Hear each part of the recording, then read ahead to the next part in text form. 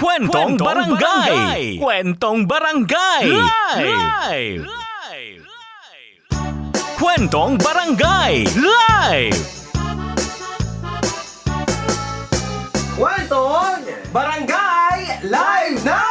Ay, shoutout sa kawan sa kabarangay na na-experience ang paggamit ng mother tongue sa pagklase. Wow, Bicol ang gamit sa pagklase. Hindi baga. Yung istorya ko tungkol ini kay Notnot. Tinot-not!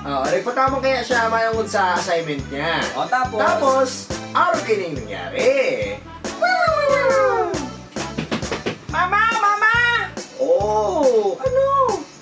Ay, may pigigibo ako, oh. Mapatabang po ako, mama, kan assignment ko.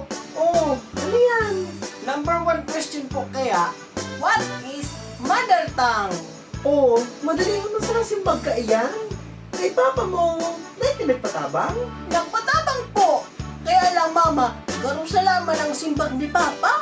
Nata, anong simbag niya?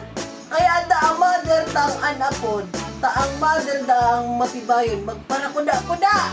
Aw, hain niya si pay mo. Bakit? Ano yung tutura ko sa akin mo? Ako na kung sa taling, mama. Sorry. Karagting. Bakit? Aray ko. Papa?